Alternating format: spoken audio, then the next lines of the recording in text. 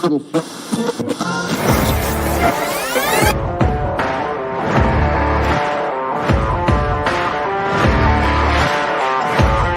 great, but being different for the sake of being different, I'm not a big fan of, right? If you just want to be different for the sake technology of it. Increased, I would hide behind it. And you start to hear some of their challenges, and yes. Because it speaks to the core of who you are and what drives you forward. Because what makes you different is what drives you.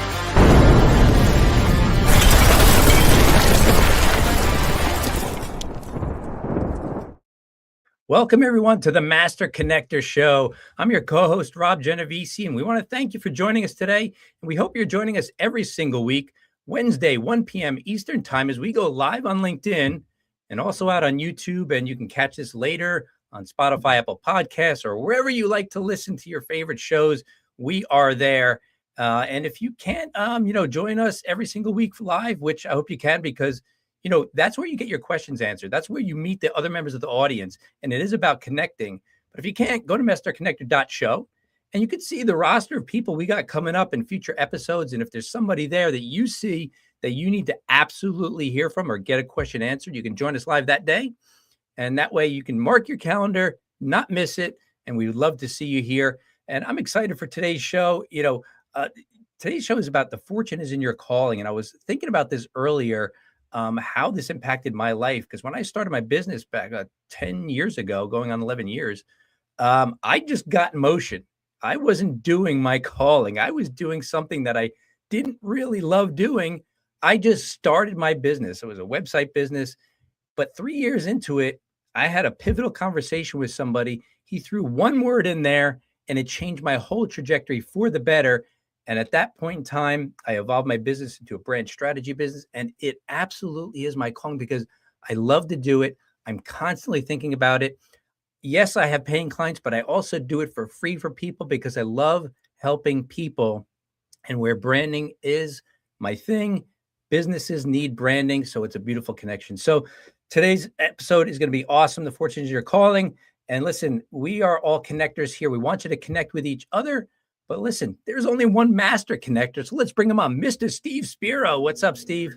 What's up, Rob G? And listen, you are really good at that calling. I got to say, I know that from first experience. So appreciate what you do. You're amazing. And just appreciate the friendship and the partnership here. Absolutely. What's going on, everyone? Steve Spiro, the master connector, coming at you live and direct. And listen, I'm excited to be on here. I'm excited to have Michael share later. You'll see him in a couple minutes. But here's a question for you to ponder right now, right? What if the success you're chasing isn't something you find, but something you uncover by your calling? Something to think about. Listen, I got to say, like Rob G, I was an introvert. I was not, if you go listen to my TED Talk, you'll know my best friends growing up were characters on TV, Captain Kirk from Star Trek and Ralph Cramden from The Honeymooners and so forth. And I did not in any way expect in a million years that I would ever be called the Master Connector. I mean, that's crazy. I never in a million years would think I'd be a speaker, let alone a TEDx speaker or a speaker on big stages. I didn't think I'd write a book. I didn't think of any of those things. I was a graphic designer and I thought that would be my thing to do. And along the way, I found the calling because I was challenged, not by the same person that Rob referenced, but I was challenged by somebody. I was at a conference. I saw, a couple on stage and she mentioned to create a life's mission statement. And my mission is to be the light, uplift, inspire, and encourage. And that's what the show's all about. But as it turned out, that really has been the North Star for me, and so in my case, what's the best way to be that light? And I find it to be speaking. This show is great. I love the fact that I was able to write a book. The TED Talk is amazing, but ultimately it's about impact and it's about connection. I realized that as an introvert, I didn't really know how to connect with people. I was incredibly awkward. You'll hear some of those stories in my TED Talk. I was really painfully awkward, and Rob was around during that time frame, really bad. But today, now I could speak on the power of human connection and what that really means and how you can really make a difference in people's lives. And I love that. And it's been something that has become my calling kind of along the way. So I'm excited. If you're ready to have my man, Mr. Robbie G, introduce our incredible guest, I want you to type into the comments right now. Let's go. And Rob G, I'll pass it to you. All right. Thanks, Steve. Let's go, everybody. Michael Whitehouse is an entrepreneur, coach, and creator of the 9 Foundational Questions of Business. After building a successful career as a magazine publisher, his world shifted during the early days of COVID, forcing him to rethink everything. Leveraging his networking skills and curiosity, he transitioned into the online business world, learning through trial, error, and conversations with over 3,000 entrepreneurs. Today, Michael helps others gain clarity, build strong foundations, and avoid the mistakes he faced when starting from scratch. His mission is simple: give others the support he wishes he had on their journey. Please welcome to the show, Michael Whitehouse. What's up, Michael? Hello. Thanks for having me. And Michael, it's great to have you on the show with us. I remember back in the day, we were connected on LinkedIn, and at some point I was doing a book signing, and Michael was and I got to finally meet Michael in person. And boy, he's a lot taller than I expected him to be, because I'm a short little guy. But he was at the book signing in Norwalk, and I appreciate your support, and the friendship has continued to grow from there. But I believe that was around COVID time, so it's crazy how we've been able to, and I've seen what you're doing and the work you've done. I've been on some of your summits, so you're doing some incredible work. So glad to have you on the show with us here today. Yeah, great to be here. Yeah. If I recall correctly, we were connected by someone out in Western Canada. I think okay. That Jeff connected me to. There you go. So sometimes you have to meet someone on the other side of the continent to meet someone on the other side of the state. We're literally in Connecticut, both of us. But speaking of the other side, we've got Heather on here. She's live from Hawaii, the amazing the island of Hawaii. Heather, tell us what I know it is, but tell us where in Hawaii you are, what island. And we got Ellen on here. And this is some new thing. We're seeing the little pictures of people. I love that, Rob. But anyway, let's get into it. We got a lot to cover in a short period of time. Listen, this is all about your calling. And I think some people, maybe if you're not in the I'll say the spiritual and or religious realm, you may not hear the word calling or don't know what it means. So I'd like to talk about calling. I believe it's important to have one, but you got to figure that out yourself. So here's the question for you, Rob. I'm calling you Rob. Michael, how do people begin to recognize their true calling when everything feels uncertain? Yep. So this is what I talk about in my book, The Divine Contract, because I found a lot of people, it's not that they don't know their calling, it's they don't have faith in their calling. So my belief is that each of us, or at least everyone I've met, I can't guarantee it's everyone, but everyone I've met is here for some reason. And the way you can tell they're here for some reason, if you look at the totality of their lives, all their interests, desires, passions, predilections, skills, talents, it points in a certain direction. And it's a thing you want to do and the thing you're good at. It's similar to the Ikigai concept, except I have more of a kind of spiritual, divine spin on it. But the idea is basically that you're given a direction, and then our society kind of has following your calling as a luxury. So, I know you really love music, but you should do something safe. And my personal experience was the more I tried to follow the safe path, the broker I got. And the more I tried to follow my own path, the more money I made. And I said, there's a distinct, warmer, cooler vibe going on here. So let's take a look at this. And what I realized is that calling, and different people refer to it different ways. There's a whisper, there's an instinct, there's a gut feeling. When you quiet yourself and quiet your own judgment and quiet the voice of everyone around you, you can hear, sense, see, feel the direction you're being pushed in. And when you don't see that as your own craziness or, that thing you want to do, the major pivot, my bio generously refers to my career in magazine publishing as successful.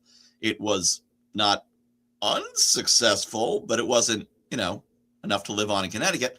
I tripled my income since then because I decided to basically do the things I felt called to do, which basically meant looking at a lot of things saying, I don't want to do that. Cold calling. I don't want to do it. I don't like it. Doesn't feel good. Feels uncomfortable. I don't do it. And so I aligned to that calling, meeting people, talking, sharing, introducing, writing, running virtual events. That all felt right, followed it, and that led to success. I love that. Yeah, that's great, and you do a great job with it for sure. Yeah, I think that finding your calling is super important, and you're right. I mean, it's often referred in the spiritual side, but maybe if you can't relate to that, maybe it's your purpose. Maybe maybe it's something that drives you, a vision that you have. And it can come from different ways. In my case, I did some meditation before I came up with my life's mission statement. It was definitely spiritually based in terms of what I came up with and what I feel I'm called to do, which is be that light and inspire people and have impact. But here's I want to kind of disrupt things here a little bit here. So community, type in hashtag disruption, and I want to kind of take the other side of this. How did disruption become the catalyst that pushed you towards a completely new path? Talk a little bit about that. You alluded to it a little bit.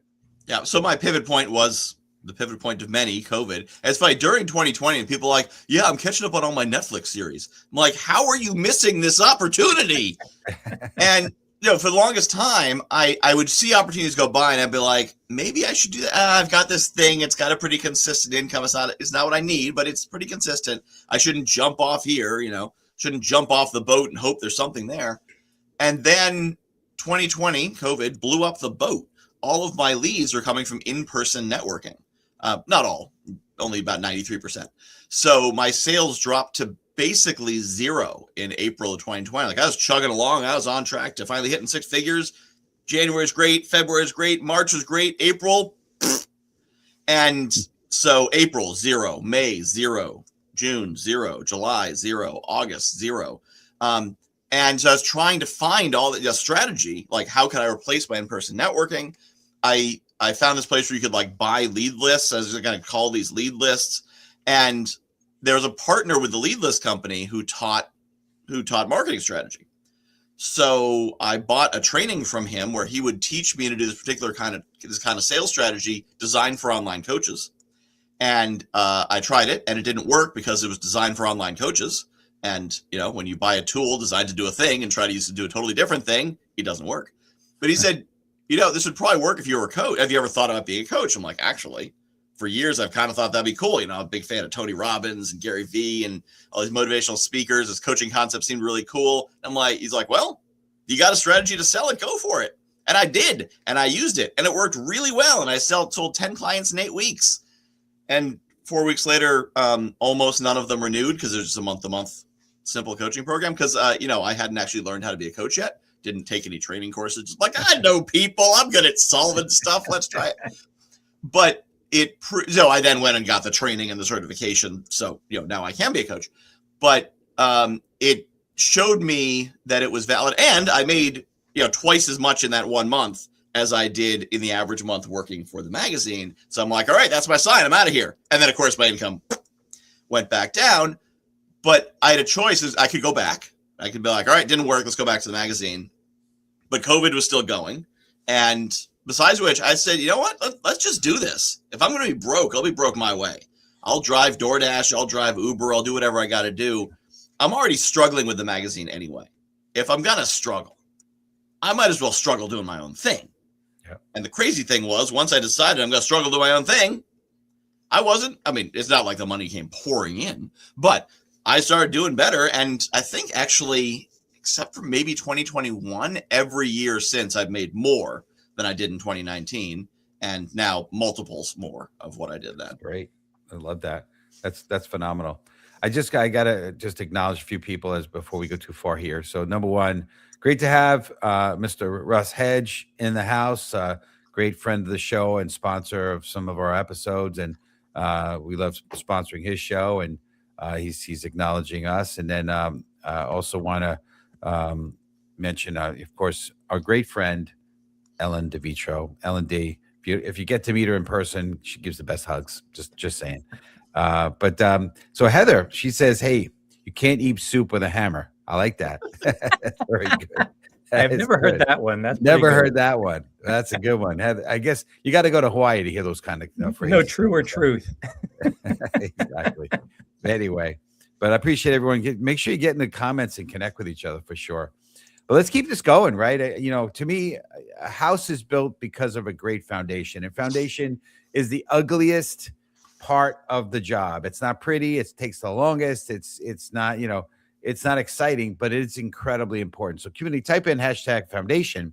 So here's the question for you, Michael. What are the biggest gaps people miss when they start a business from scratch? And I think I gave you the answer there, but anyway, keep going. Yeah. Well, I mean, gaps the foundation, but what's the foundation is the question. So I created something called the 9 foundational questions of business. And which are, what is your goal? How do you know when you've achieved it? So remember all 9 of them in a row. What are your values? What problem do you solve? Who do you solve it for? How do you solve it? How do you sell it? How do you get people to sales conversations? How do you build your audience? And what I found is that most people know what they're doing. They know their values, they know their goals, they have some idea of what they're doing. If they don't, they need to do that. But I actually came up with an acronym, which is DOCEL, DOCEL, which are the key components once you're going that you need that help you to figure out what you're doing. And it's delivery, offer, conversion, engagement, lead generation. You'll notice they're in reverse order. So you start with delivery and work back, because you should always plan from the back to the front. You can't start from, all right, so I'm going to leave my house and get in my car, and then I'm going to drive, I don't know, maybe I'll turn right or maybe left, and then I'll get on the highway and go some direction. And you need to be like, I want to drive to Norwalk.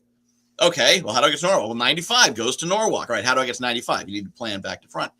And so when you divide it in those 5 elements, then you look at your strategy. You're like, okay, I'm going to have a show on LinkedIn. A show on LinkedIn is generally lead generation, a bit of engagement once people keep coming back. But if you say, okay, yeah, we're going to stop doing the show and I'm going to run a masterclass instead. Well, masterclass is conversion. If you don't have lead generation, you're in a room by yourself talking about how smart you are. And I see that all the time. That people will say like, yeah, so I'm going to stop running a summit and run a masterclass instead. Like, well, summits are lead generation, masterclasses are conversion. That's like saying, instead of getting tires, I'm going to get, air fresheners. Yeah, they both do good things, especially depending how smelly you are. But, if you were replacing the tires on your car, you better put other tires on your car. And so I think that's a lot of the big mistake I see is people don't see their business functionally. And so they end up committing random acts of business. Yeah, that's good, Michael. And I just want to, address what you're saying here, especially with the, you start from the end first and you work backwards. And I remember when I started my business back in 2015, I did it while I still had a corporate job. But I knew a couple of things. I knew that I wanted to build a business, but I thought down the road, what is this got to look like in my life, 5-10 years? And at that point, I didn't really find my calling. I just needed to get in motion. Mm-hmm. But what I did right was, I believe what you're talking about, I established that vision for it, what I wanted it to be, because I didn't want to resent my business. I wanted to get to a place that I wanted to end up. And like you're saying, don't commit random acts of business. And I see people do it all the time. They're just doing everything with no clear-cut destination of where they want to end up. They just think, I'm doing business, I get clients, and I lose clients, and I get more clients, and I whatever. Is that what we were saying? You need to have that concrete in mind before you really get going?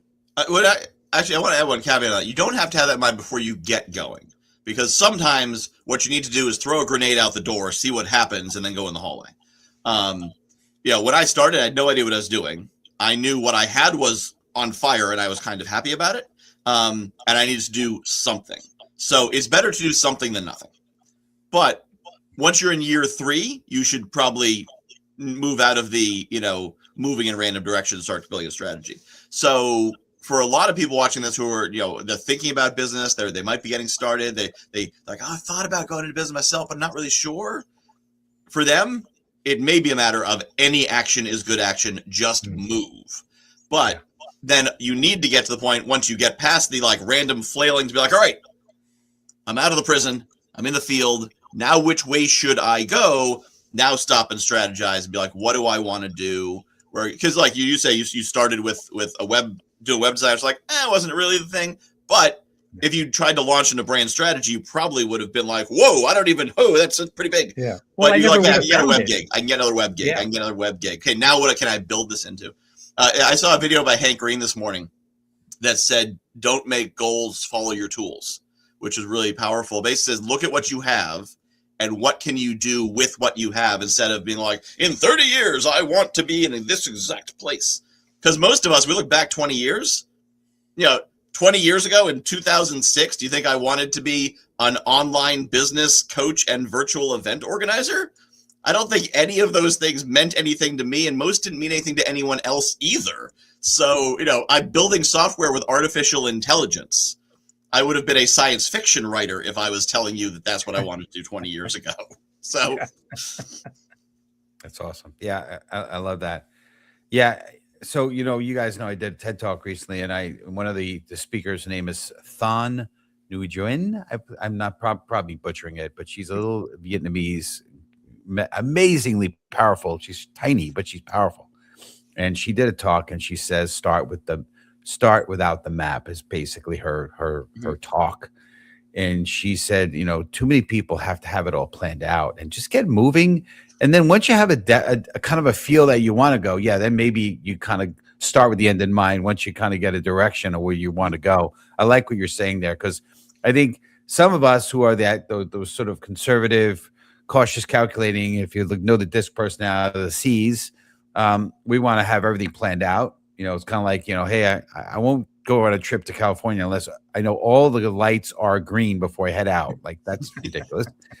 Or you have the people that just go fly by the seat of their pants, and so I think there's a good mix, right, for sure. But anyway, by the way, community, we have a new kind of look going on. So if you like the look, type in the comments #like, and if you don't like the look, type #go back. Okay, go back to what we had before. But I like what we have here, Rob. But anyway, let's keep the ball rolling. I want to talk about clarity, because I think everything starts with a clear idea where you want to go, and it's super important to know, to be clear and also have a clear message. So, community clarity in the comments. So here's the question for you, Michael. Why is clarity something that's built through action rather than waiting for the perfect plan? Right? Perfect, exactly where we're going with this a bit. Just kind of dig on that a little bit. Yeah. So oftentimes you won't figure out what you're looking for till you get out there. As you get closer, you see more things. As you take action, you see more things. So for years, I was doing what I was doing, kind of aspirationally watching these videos, different speakers and whatnot, but like, wow, I wish I could get into that world. And so then when I got out there, not really with a strategy, but I knew what had worked in the past was meeting people, serving them, getting introductions, meeting people, serving them, getting introductions, wash, rinse, repeat. That's how I ended up meeting thousands of entrepreneurs and learning from them. But it by just getting out there, I didn't know what a virtual summit was until someone told me about it. I didn't, read a book about virtual summits. I don't think there are any. I haven't published mine. So, a lot of the stuff that's in the world I live in, there's not even books about this. There might be some blog posts, but it's such like a in the shadows kind of thing. I filled out a census survey the other day, and it asked me how many, by my W-2 employees and what I paid them. And of course I don't have any except myself, and everyone I pay is a contractor. And I realized most people I know, some pay hundreds of thousands of dollars to contractors, but according to that survey, they don't have any employees. They don't pay anyone. They're not part of the economy. So like, we are an invisible part of the economy that you only find out about when you get out, you start meeting with people, having conversations with them, getting on Zoom calls, driving out to libraries to talk to them if they happen to be there, and just taking that action. And you can spend a year, 5 years, 10 years building the perfect plan. And it's one thing if you're building, you're building something, you're inventing a new, internal combustion engine or something, and you need to correct the science. But if you're building a business, it's already been built. You're not inventing anything. You're just figuring out things people already know. And you could spend years polishing the stapler and figuring out everything to make sure it's perfect. 2 weeks in, you'd be like, oh, 80% of what I thought is wrong. Because once you hit real life, the old joke in the military, no plan survives contact with the enemy. So get out there and do it. And the thing is that especially in solopreneurship, you're generally not betting the farm. You're going out, you're talking to people. If it doesn't work, it doesn't work. Take risks, and usually the downside is small and the upside is big. So if you have a small downside and a big upside, you could lose 20 times and win once, and you're still ahead. So just start playing. Love it. And by the way, we got some folks, somebody joining us from Facebook. We got Andres, looks like part of your network, Michael. He's joining us. Great to have you on here. And he likes the look. I don't know if you ever seen the look, but thank you. We appreciate it. Ellen likes the look as well. So appreciate that big time. So you just kind of shared on a little bit. To me, you mentioned about getting out there and having conversations, and I love doing that. I try to get on 3 or 4 or 5 or 6 Zoom calls a day if I can, depending upon scheduling and everything going on.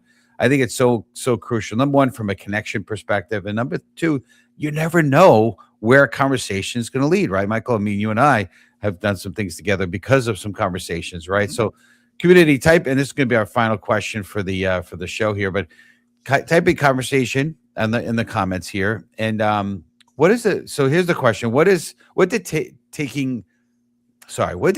talking to thousands of entrepreneurs teach you that no course ever could? Everything? Yeah. I don't think I've ever taken a full course. And that's the challenge, is so much information that we're trying to get. You try to take a course, and the courses are generally long and slow because most people delivering information actually have no instructional training.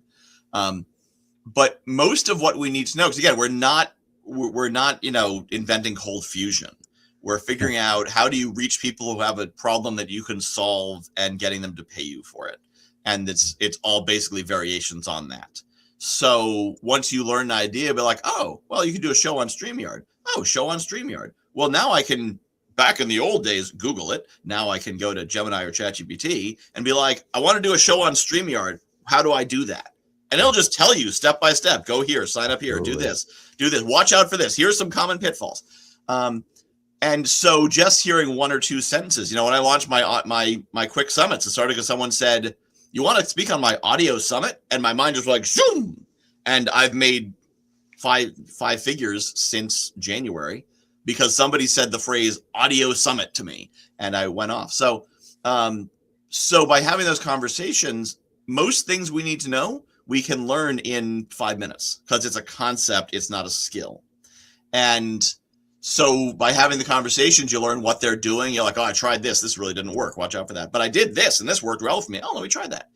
And that's something you're going to learn from people that you can learn it from courses given thousands of hours, but you're more likely to have individuals tell you their personal experience.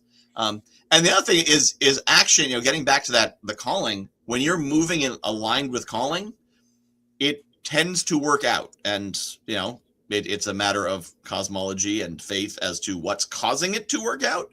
But it definitely tends to work out, whether it's God's hand is guiding you in the right direction or just when you're more focused because you believe it's the right direction, it works out.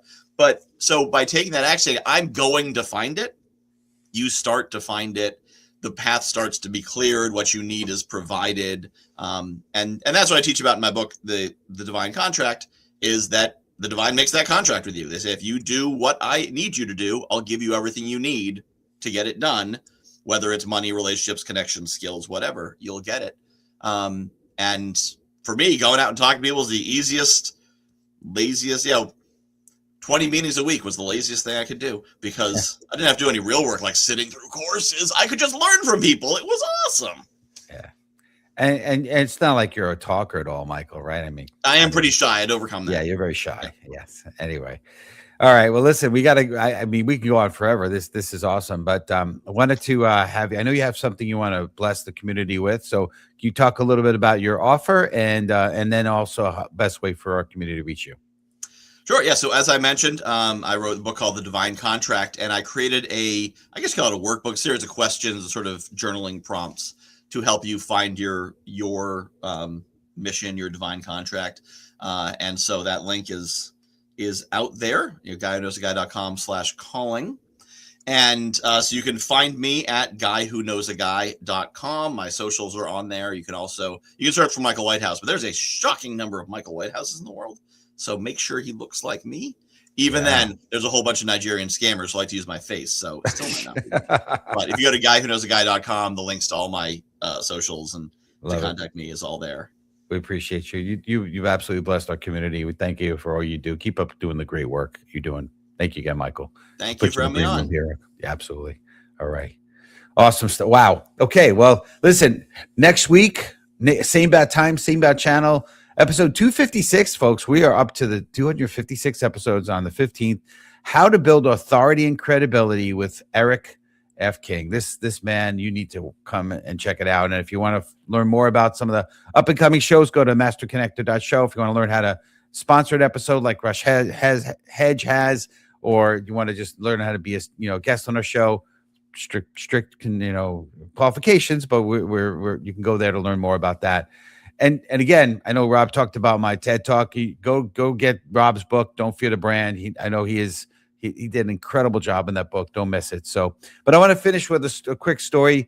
My mom says she loves my story, so I'm gonna read your bedtime story real quick, okay?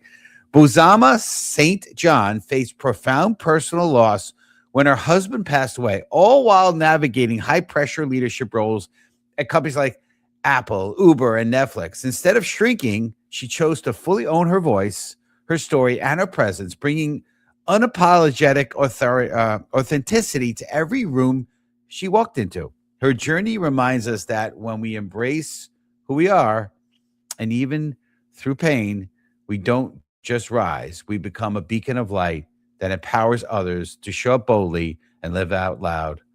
Folks, let's remember to shine our light. God bless. We'll see you next week. Then you start to hear some of their challenges, and yes, because it speaks to the core of who you are and what drives you forward. Because what makes you different is what drives you.